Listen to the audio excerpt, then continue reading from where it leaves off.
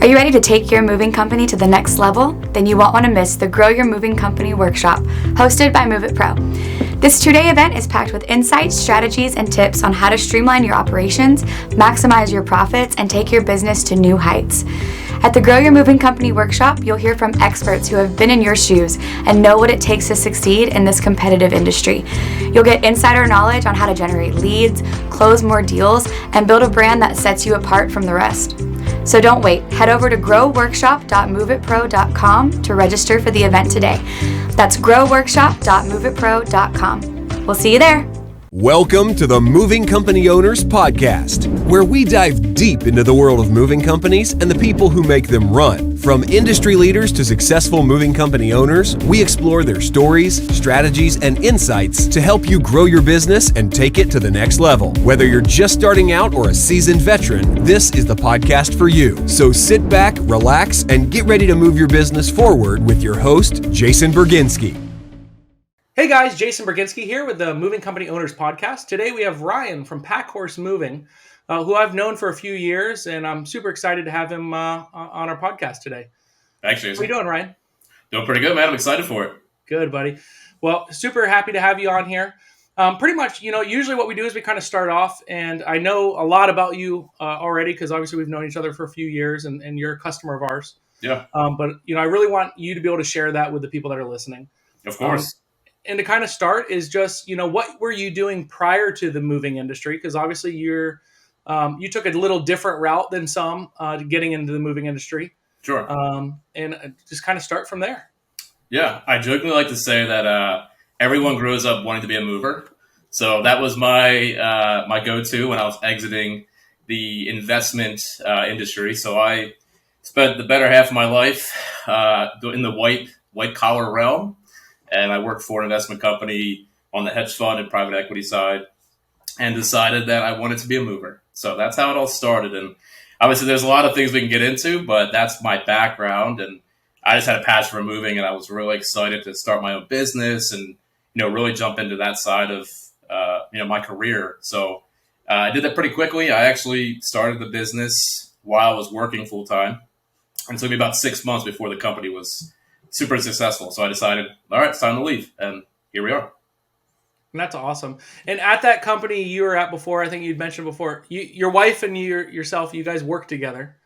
Yeah, it was funny because it happened right during COVID. So she got the job, I think it was like a day after COVID. So she was literally in the office for one day.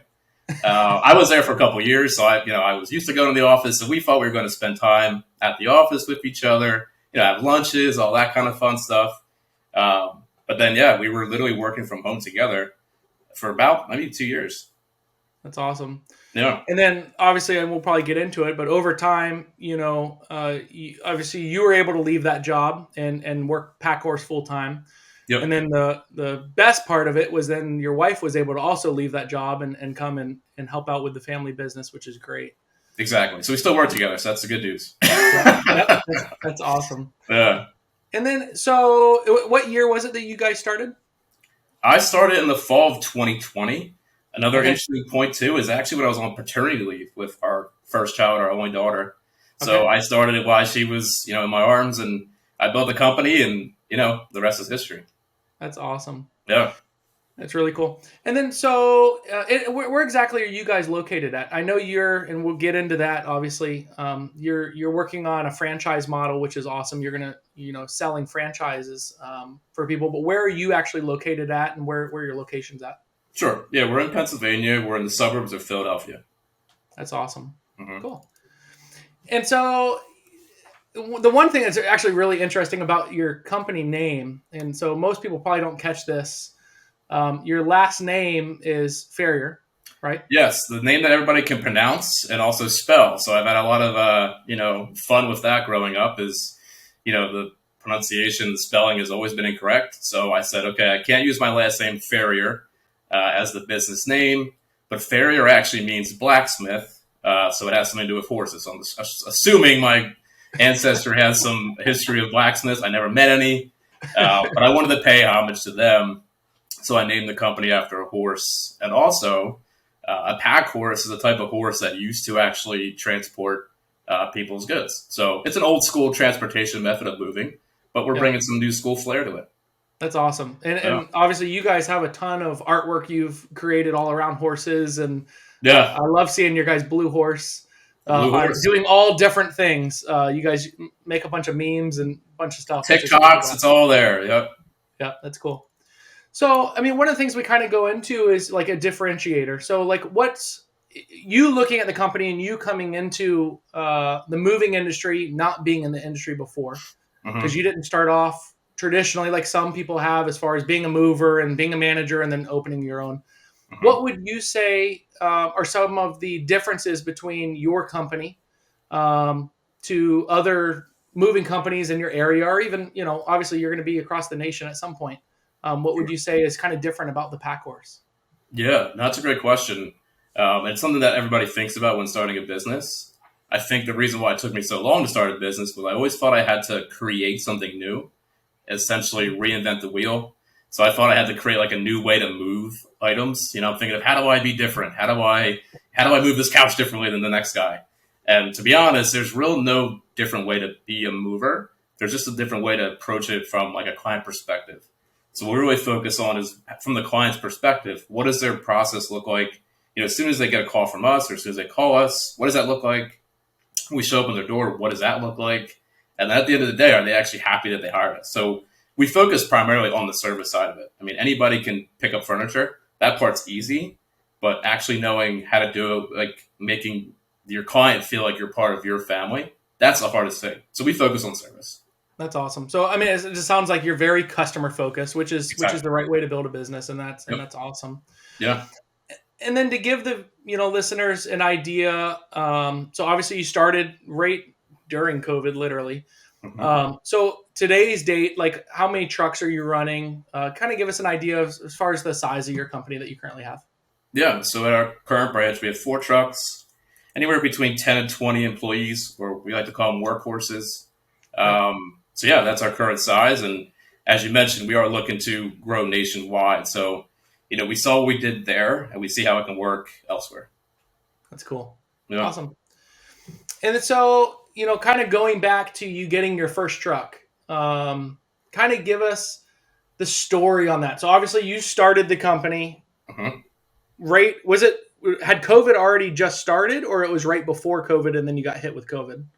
It was right before COVID. So right before COVID. So you're all ready to go, starting this moving company, and then all of a sudden we all get slapped with, COVID. You and your wife obviously had to work from home. How did that go from getting your first truck to now? Obviously you're running 4 trucks. I assume you probably rent some trucks when you're got real busy days and stuff like that. Sure. What did that look like getting from your 1 truck to now 4? Obviously you've been growing in a short amount of time. Yeah, great question. So I'll be transparent because everybody loves their first truck. I got a 1995, so it's probably the oldest truck you can find on the market. But it was super affordable. I jokingly say I don't have a rich uncle, so I had to cash flow the whole business myself. I have no investors, so I bootstrapped the company myself. So I'm very proud of that. But with that pride comes some old school trucks. So the first one was an old boy, but it did its service, and that's what got me started. And I wasn't sure if I liked the industry. There's so many things to business that you're just not sure of when jumping in. So I didn't want to invest a lot of capital or even, get a lease or anything like that. So I said, let's just try this out and see if it works. And obviously we're here now. That's awesome. Yeah. And then, so like marketing and stuff like that. Obviously I know one of the big things that we, in transparency so that people know, we answer, I think, a large majority of the calls for your company. And one of the things I hear our reps say all the time is how great it is dealing with Packhorse Moving's customers. And a big part of it is your guys' reviews. Yeah, well, that's all credit to our team. I would be nowhere without everybody who's worked for us. So that goes from our ops manager all the way down to all the workhorses we've had. We've had some great people work for us. So all the credit goes to them. Yeah. And that's awesome. Because you have, I think you announce it all the time. I know as you're growing it. What are you at now for 5-star reviews? Do you know on Google? We're over 200 now. So that's in 2 years. That's pretty good. Yeah, in 2 years. I mean, again, it's all credit to our guys. We have great men and women that work for us. So I give all the credit to them. But to answer your point about the marketing, it evolved. So when I first started out, I would literally go door knocking. I bring up Zillow, whose house is for sale, and then I would go there. I thought that was the way to do it, and obviously there's more efficient ways to market, and obviously we figured that out. But I was just so hungry and excited about the business that I would literally go to people's doors, and I thought that's how you got business. I don't know. I was very, very naive in my older days, but since then we've evolved, and we pretty much try every form of marketing to see what works, and how many times we can put our brand in front of people's faces. I don't know if you've heard of the rule of 7, Yep.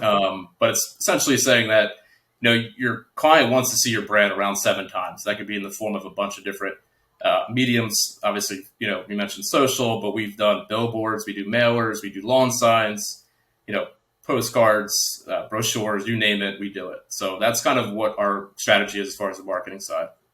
That's awesome. Yeah. And I think it's really important that and I think it's awesome that when you started off, you went door to door, because we don't do that anymore. So you won't see me out there anymore. No, and I totally get it. But what that proves, and to the listeners listening to this, is you would do whatever it takes, because no one likes going door to door.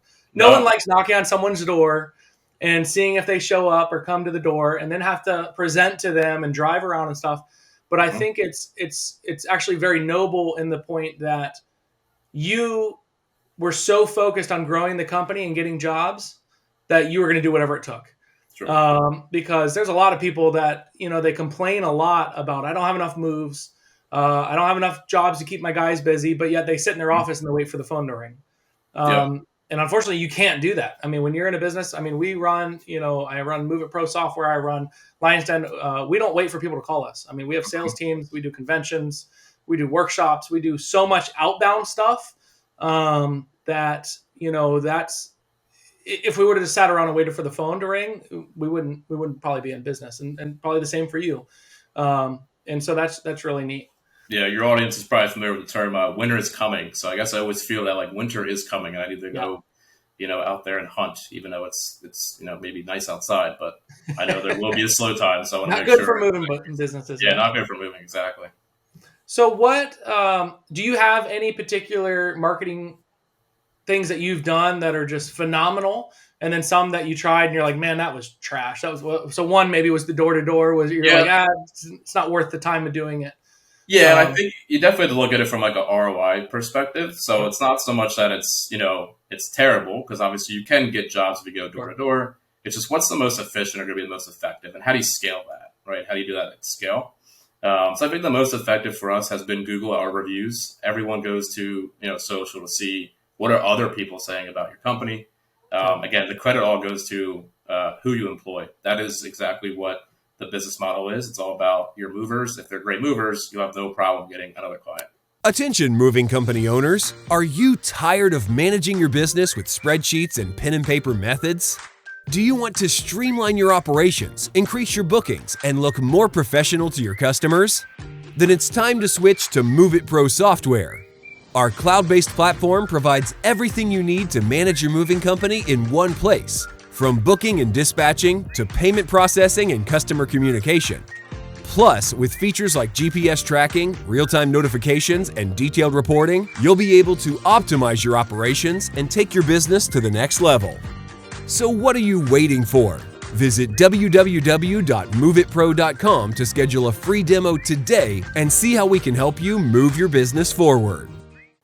Yep. That's awesome. Yeah. And give us an idea, like in your area, because obviously you're doing very well with your movers, right? Your movers are going out. How are they cultivating those reviews? I assume, are the movers talking to the customers and really kind of not persuading in the way, obviously the customers are happy, but getting the customers to take action and writing a review right then, or what's kind of that look like? Correct. When we show up, we tell them we're not moving your stuff unless you give us a 5-star. No, I'm just kidding. So we clearly make sure that we give them 5-star service, Of course, from a personal level or professional level, no matter what their client is going through. But we encourage our movers to ask for a 5-star review. We actually give them bonuses based off that. So we give them all the reward and credit for that. awesome. So it's really on them if they want to earn more, earn more per job. Essentially, they can ask for that 5-star review, and then obviously we in turn reward them. Yeah, and I think that is a big point to make. Is definitely rewarding the movers, because so many, and this is another thing we deal with, a lot of moving companies try and go the cheapest route with getting movers. Mm-hmm. And while I understand the thought process with that, while wrong, I understand it. The problem with that is the customers spend hardly any time with you as the owner or the person over the phone that booked the job. Mm-hmm. The customer is actually building a relationship with the movers that are showing up to their home. Mm-hmm. Correct. Yep. They're spending 8 hours with them, whatever it is. They're, moving their stuff. Those are the ones that you really want to have good guys out there, respectful guys. Yes, ma'am. Yes, sir. Yep. Anything else I can move for you? Do you want me to move this over here? Like, just super respectful and super customer focused, which is part of all your 5-star reviews. Yep. Because I've seen a lot where moving companies spend a lot of energy and money on getting really great office staff. They get a phenomenal salesperson, their GM, their dispatch is great and everything. And then, they're short guys and they go pick up guys at Home Depot on the way to the job because they need guys to cover the job. Sure. And you shoot yourself in the foot. Not only, obviously, those guys aren't trained to moving, while anyone can move, it does take skill to move things without creating claims, Yeah, I was going to actually mention, we treat it as a profession. I don't know where it got lost in the shuffle that, movers are kind of frowned upon in society, unfortunately. But, it's anything like an electrician or a plumber. You need to have proper training. There's a proper way to do it. Continual training. All of our movers, we call professional movers. It's a profession.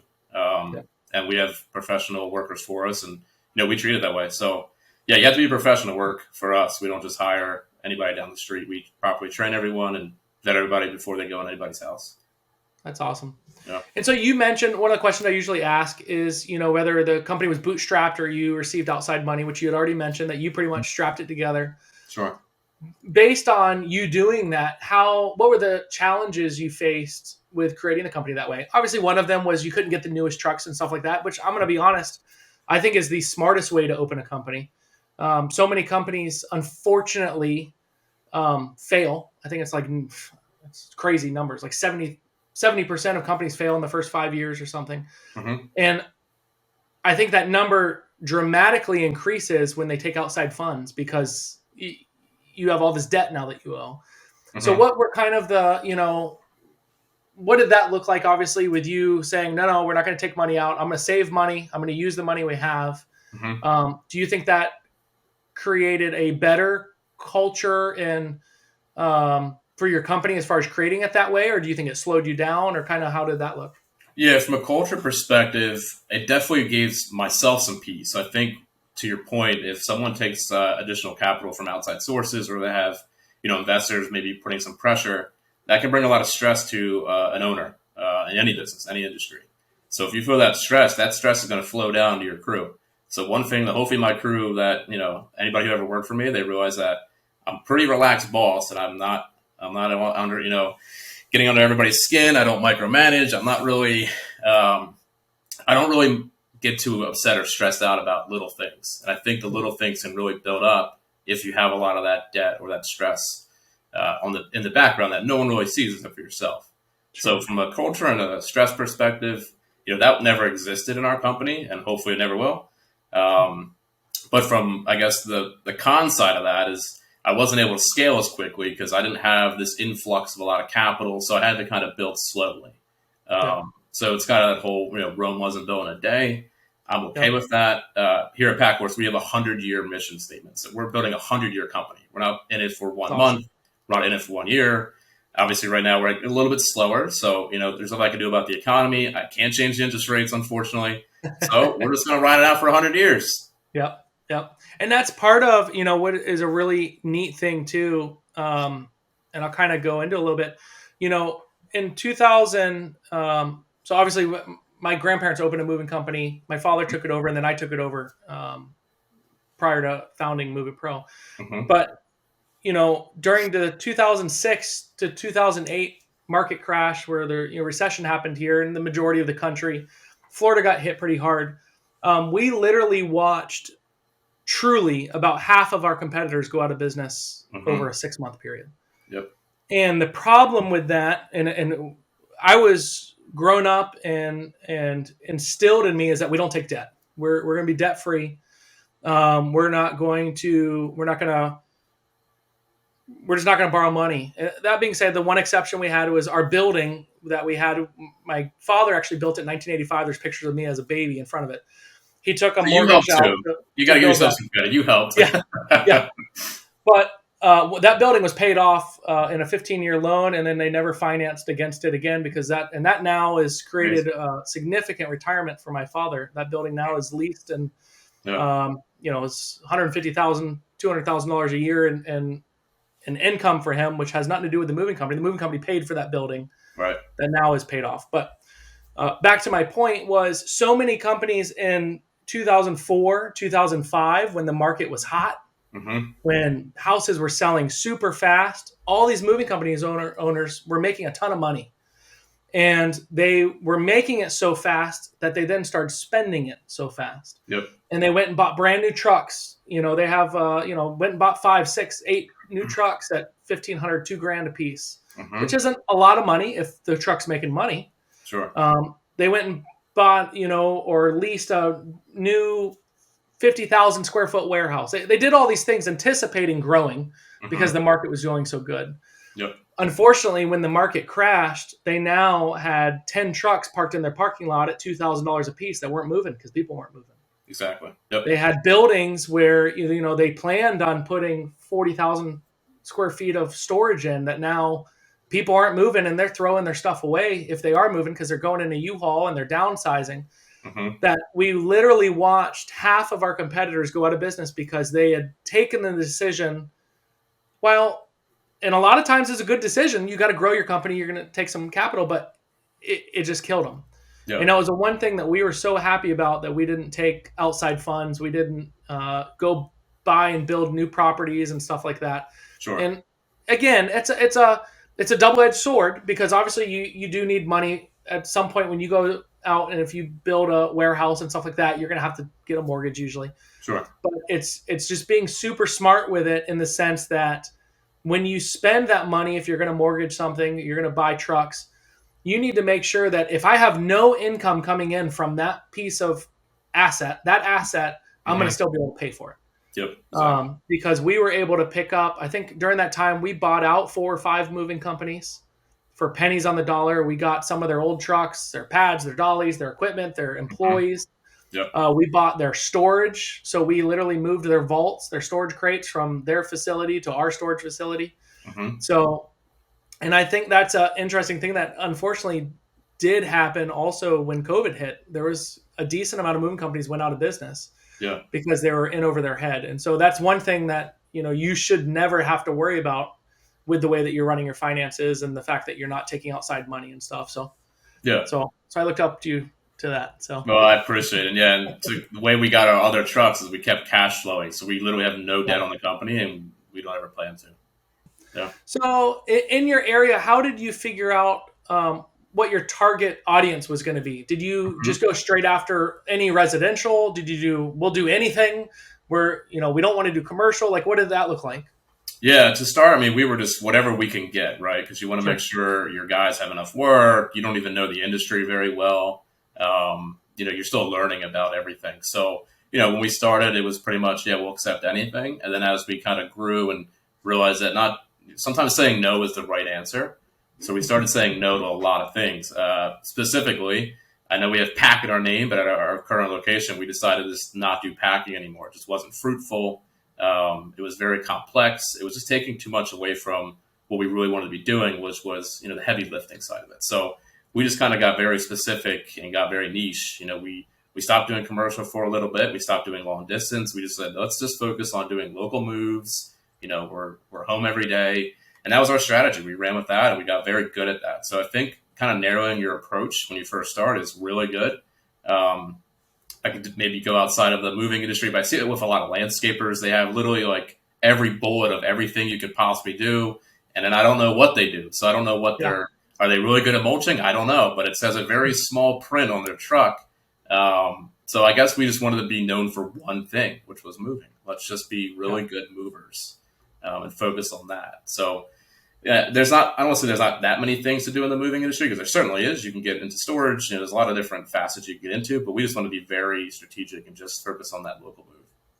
That's cool. Yeah. And then how did you figure out what to charge for your services? Especially in that, go ahead. Oh, sorry. No. I was going to say we evolved over time. So my strategy was to be one of the lowest in the business, just because we didn't have that brand recognition. We didn't really have, the credibility.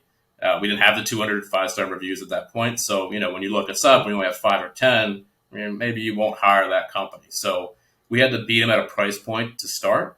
But as we grew and got better as movers, and we started to build that credibility in our community, we raised our prices and adjusted accordingly. But we're still very valuable for the services we provide. For sure. All right.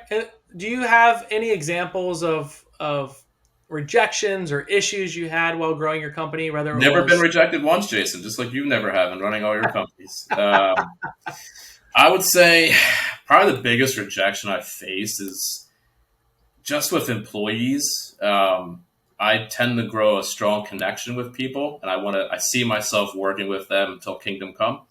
And obviously that's not the case. So my biggest thing is just being rejected from that level, and understanding that, okay, I see myself working here for 100 years, and I thought this person did, but okay, they have other ambitions. So kind of letting that go and really putting a dividing line between the personal and the professional side of things. And also, I probably would say just learning everything as an employer. An employee mindset and an employer mindset are two totally different things.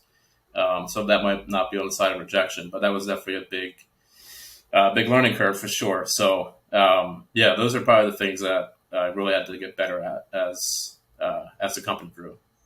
And I think that's every company owner. I mean, I definitely have struggled with that myself. We started with J&J Metro. I dealt with it some. There was a few guys I'd be close with and stuff. Mm-hmm. I didn't experience it as much. I think what it is the bigger the company, it's harder to get closer to the employees because you have a lot going on. But like with founding MOVEITPRO, I've definitely struggled with that.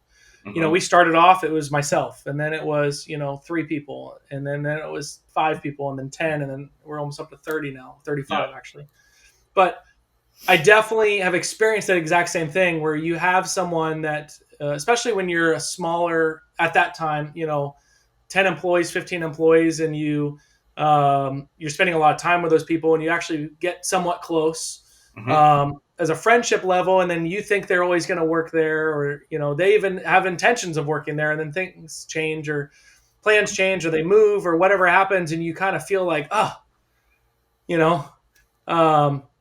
but exactly what you said is that you plan on working here for 100 years. That doesn't mean it's tough because I have this like fire and this gumption. I'm like, every day's the horse, let's go. And then it's like I forget what it used to be like when I just needed a job. I've been there, I get it. Some people just need a paycheck. I completely understand that, and I definitely sympathize. It's just very hard when you're in it to try to get yourself out of that because you don't want to. Trust me, you do not want your owner to not care and not be invested in. Yeah, exactly. So it's very hard to try to take yourself out of that mode. Just kind of understanding that and realizing, I do want what's best for my employees. So at the end of the day, I'm still very excited for what they are, pursuing. Obviously, I wish it was me. I guess I'll get a little selfish there, but it was a great question because obviously everybody faces rejection. So it's how do you overcome that? For sure. Yeah. So when you're finding your guys, what avenues are you going down to find movers, drivers, stuff like that? Are you doing like Indeed, Craigslist, Market, Facebook, like all the above? What's kind of your routine for getting good talent? Yeah, Indeed's been the best for us so far. We've tried other platforms as well, but I would say the best is just word of mouth. We've got a lot of our crew members just from, I know a guy or, my brother can help out. I had an amazing brother combo for a while, and they're just like on fire. It's like, how do you stop these guys? It's amazing. So yeah, and obviously you want to have a great nucleus. So if somebody knows somebody and they get along together, when you work with somebody you know or like, everybody's experienced this, whether you're an owner or not. It's just when you work with somebody, you enjoy it. Going to work is actually kind of fun. So if you can actually have fun at work, you're not even working, right? You're having fun. So and the customer can people to really, what's that? and the customer can feel it and see it too. Especially when you have, and I experienced the same thing. We had two brothers that worked for us, and one of them was absolutely phenomenal, could do anything, and then his younger brother came, it was great, and the customers loved them because the customer saw their brothers, and it wasn't bickering. That's not what I mean, but it was they'd have banter back and forth with each other, but fun, like messing with each other, like, hey man, you folded that pad wrong, like just stuff, and the customers loved it because it brought the human aspect back to for the customer to be able to see versus just the movers there. Oh, we're bringing the couch in. Oh, here's the dresser where you want it. Yeah. It's very transparent that, we're a family company, and, so that's cool. Jason, don't give away the secret sauce. That's all it is. You just have to make the client happy. That's it. As long as no one's listening in your area, you're good. I tell them all the time. It's not that hard. Just make sure your client's smiling and you guys are too. That's it. Yeah. So talk to me about the franchise. Yeah. Well, super exciting. So as you know, we grew pretty quick. I guess in a way, I don't want to be selfish. I want to show other people how to do this. I wish I knew when I was, climbing the corporate ladder, there's another way. I had no clue. This whole industry was so fascinating to me when I started. And now I'm learning about the franchise side. And it's so fascinating, the opportunities that lie out there. So I was excited to learn about all that. And now I want to show others what I did. So that's why I'm taking it to that franchise level, is to show others exactly what I did. And we could do that in the form of many different ways. I know there's a lot of entrepreneurs that want to make a lot of money. There's other entrepreneurs that want more of a lifestyle. They want to work 80 hours a week. So either one of those entrepreneurs can work perfectly in the moving industry. So that's what excites me, is that I get to now work with amazing entrepreneurs who are looking to do exactly what I did. That's awesome. And I think the really neat thing, you have a newborn baby too, don't you? She's growing us fast there, Jason. She's over 2 now. Yeah, just 1. I got 1. She's 2. Time flies. That's right. Yeah. With your decision and your wife's decision to open Packhorse, had you guys, because obviously your wife came and was able to leave her job when Packhorse started being successful. Mm-hmm. If you guys didn't have Packhorse, she wouldn't be able to spend as much time probably with your daughter, and you wouldn't either. Like you guys are able to spend a lot more time. Yeah, exactly. So we went more like half and half on the, how much money do we want to make versus what kind of lifestyle do we want to have. Yeah. So obviously we care more about being with our daughter in the form of my wife, staying at home and working and spending more time with her versus, going to the office, and we hope our kids getting taken care of. Yeah. And so that's awesome. So your wife's able to help in the business, but then also there's more than enough money coming in that she was able to leave her job and then take care of your baby. Exactly. It's a hybrid system. Yeah. That's awesome. So tell me a little bit. Obviously you've been in a few funny videos for us for MOVEITPRO.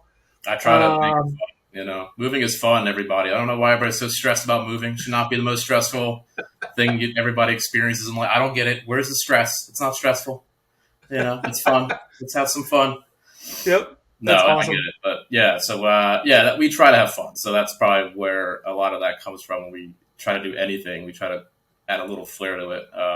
But yeah, sorry, not to cut you off on your No, you're good, man. You're just I love the wittiness. Yeah. But so talk to me a little bit about like how because obviously you use MOVEITPRO. What did that all look like? Like how did you find us, or did we find you? Mm-hmm. At what stage of your company were you then? What did all that look like? I know we've talked briefly before, but sure. I don't think I've ever heard that necessarily from you. Are you a moving company struggling to keep up with customer calls? Let Lion's Den Booking Service handle your overflow, after-hours calls, or even the entirety of your sales. As a call center booking service, we're dedicated to helping your business thrive. With years of experience and a commitment to customer satisfaction, we'll make sure your clients receive the best possible service. Trust us to take your business to the next level. Contact Lion's Den Booking Service today. www.lionsdensales.com. So from inception, I guess the reason was more so because I still have my full-time job. So I knew I wasn't going to be able to take phone calls during the day. So I knew that I had to first figure out a solution for that.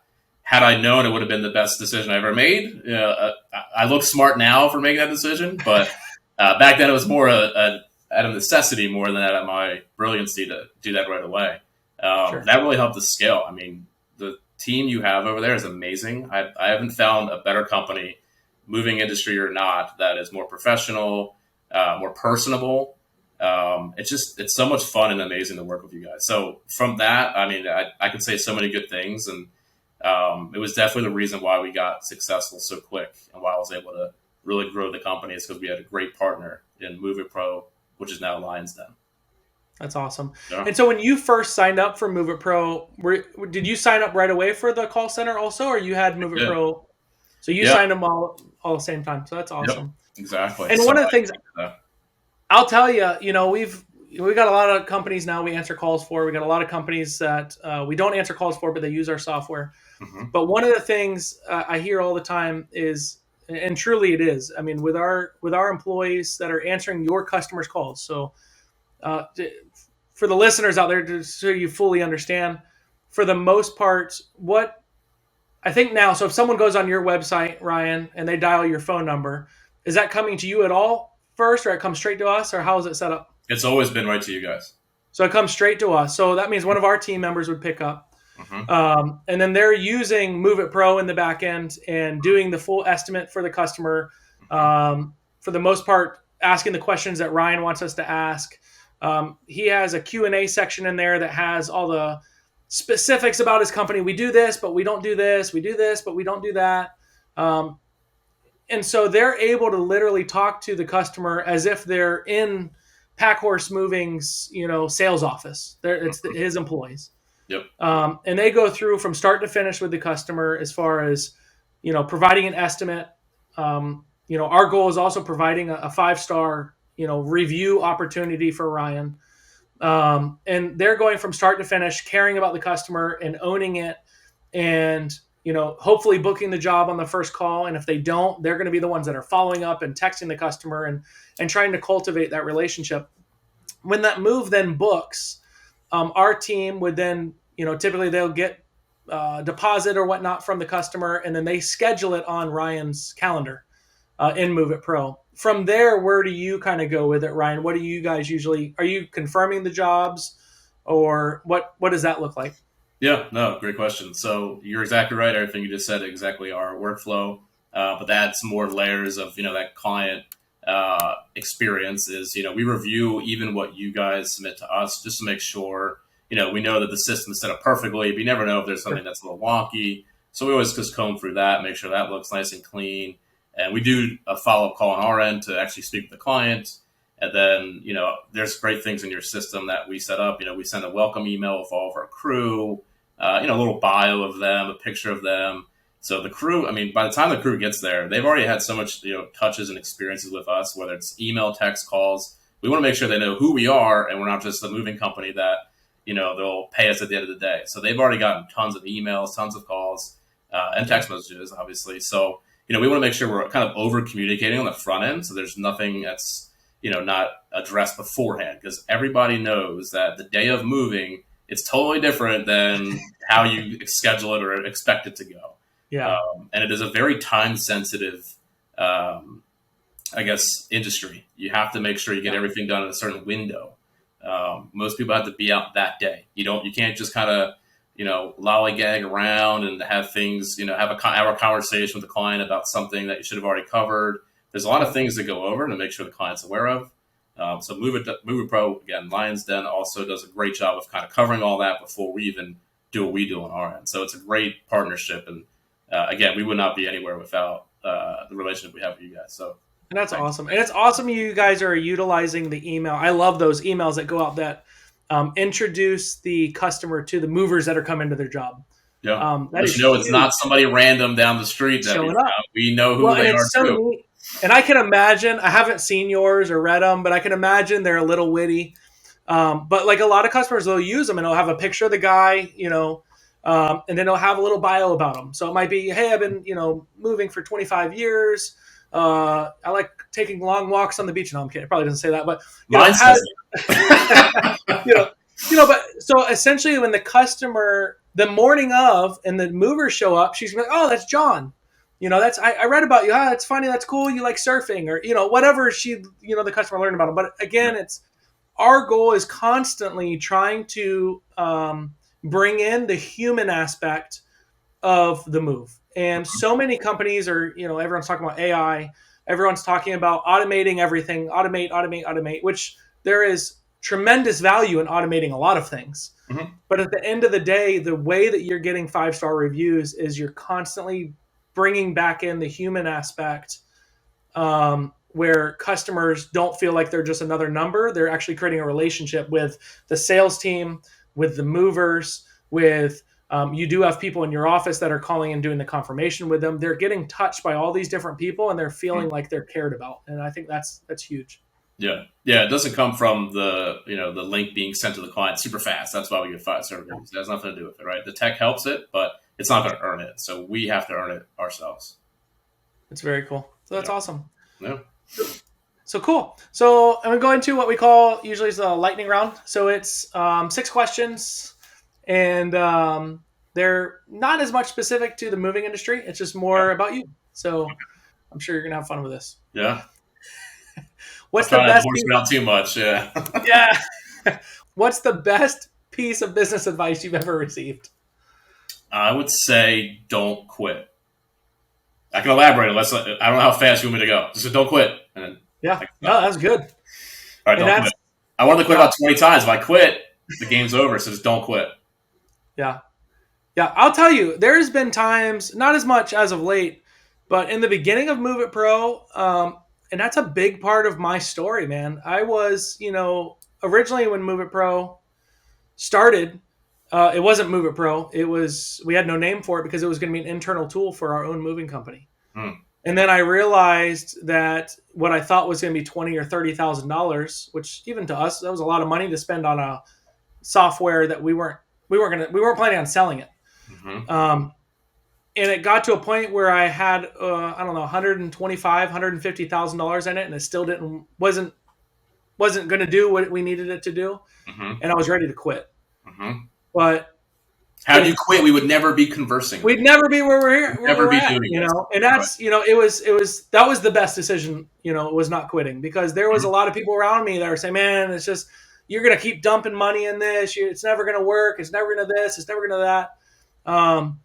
And to the point that, to be able to grow a company, to the size that we have grown Move It Pro to, I didn't think it was possible. I didn't know what would happen. Mm-hmm. And so it's interesting to look back and see, man, I could have quit. And I probably would have been okay with quitting at that time because I was pretty fed up with it. I'd put a bunch of time, a bunch of money. Sure, you would have made it okay elsewhere. But yeah, I'm glad you're here. I'm glad you built what you built. I like to say that a man's best ability is availability. Yeah. There you go. That's awesome. Far away. What else you got? So what's one attribute or characteristic of a successful founder or owner? Mindset. All mindset. 100%. 100% agree. Mm-hmm. What's your favorite productivity tool or habit? Filters. I filter every email. My wife makes fun of me. If it's an Amazon confirmation email, it's getting filtered. I don't want to see it. Delete it. Get it out of my viewpoint. My mind likes to wander and think. And, I don't like even like a little hiccup of checking an email that does not need to be checked. So I set a lot of filters. So I just try to automate my life. I know we talked about the automation side, and for sure, I know humans have to be humans, but if we can automate some of that stuff out of my realm, I try to do so as much as possible. And there's tons of things that are 100% should be automated. I know I'm going to get a lot of flack. People think it's not a big deal, but I'm telling you, your mind shifts from like thinking about something. It's called, if you've ever heard deep work, people do deep work. But if you get thrown from that, it just breaks up your day. I'm sure a lot of people experience where you look at the day and you're like, what did I do today? You're like, I don't feel like I accomplished anything. It's like, it's because you checked that email, then you went over here, you got a drink, you did that. But if you get all that out of your way to spend, a solid chunk of time doing one thing, it's pretty impressive what you can accomplish. Yeah, that's awesome. Yeah. So what's one new crazy business idea you'd love to pursue? Oh, no. If you had the time, which is interesting because you're opening a franchise or you're starting to do franchises. So you're already doing a new business. Yeah, to your point, I have a list. So I have what's called Shark Tank syndrome. I have a lot of great ideas, but I know that starting a business is more about the execution more than the idea itself. So it's fun to have a beer and talk about ideas, but realistically, you have to put a lot of time and, maybe some actual energy and equity into that for it to work. So I have a list of things that, 100 years from now, when I'm done Packhorse, I'll maybe tackle. But no, Packhorse is my love, and it has all my attention. That's awesome. Yeah. So what's an interesting or fun fact about you that most people don't know? If you're close to me, you'll know this. But if you're not close to me, you would never know. But I'm like an extreme minimalist. I don't know if you know what that is, but for your audience, it's essentially living with very less as far as materialistic possessions. So I can count how many socks I have. I don't think many people do. So it sounds kind of insane, but awesome. I don't know if it's more of the Steve Jobs approach of kind of, wearing the same thing every day, or kind of goes back to that point of don't let, minor things get in your way, like filtering emails. But I just don't like having that weight of the stuff. It's called possession for a reason.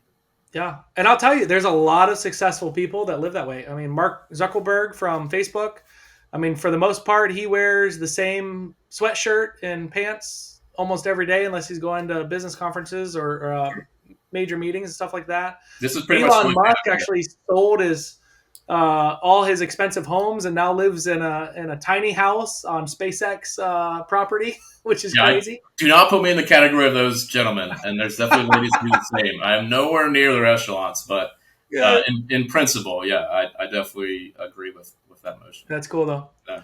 So what's one of your most important passions outside of work?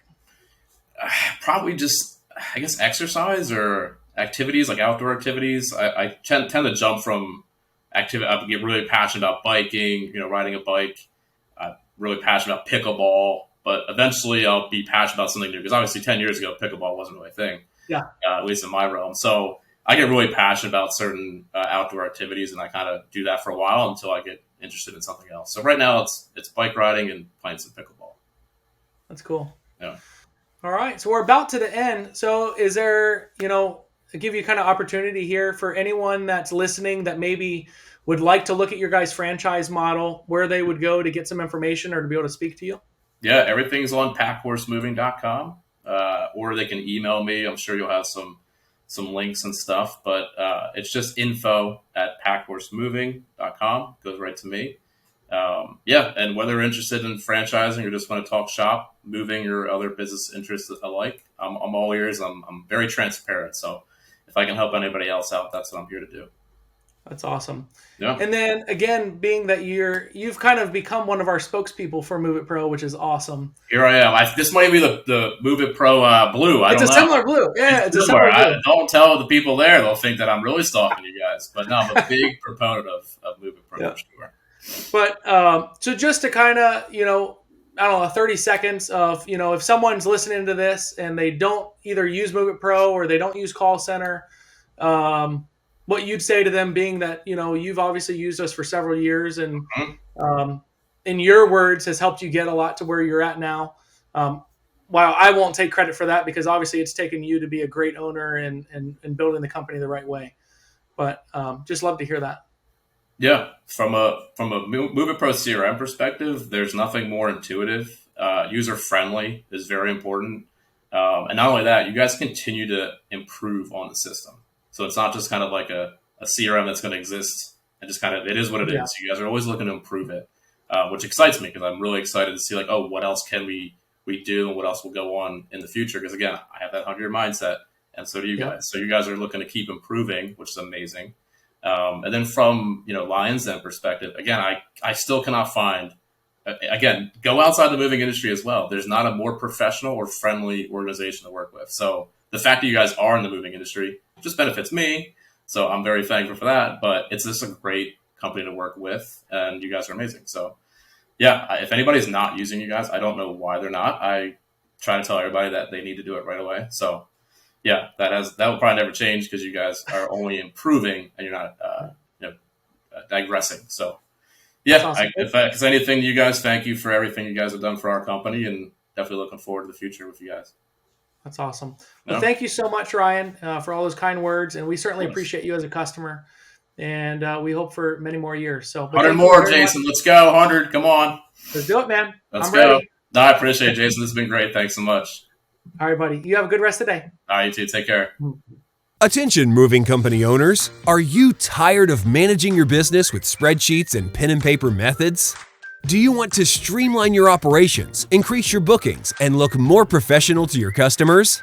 Then it's time to switch to MOVEITPRO software. Our cloud-based platform provides everything you need to manage your moving company in one place, from booking and dispatching to payment processing and customer communication. Plus, with features like GPS tracking, real-time notifications, and detailed reporting, you'll be able to optimize your operations and take your business to the next level. So what are you waiting for? Visit www.moveitpro.com to schedule a free demo today and see how we can help you move your business forward.